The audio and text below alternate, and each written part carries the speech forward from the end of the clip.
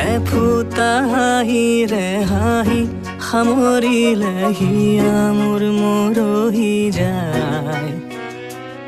আজৰি পৰতে কথাবোৰ গাঁঠিলো পাহৰো তোমাকে পাই।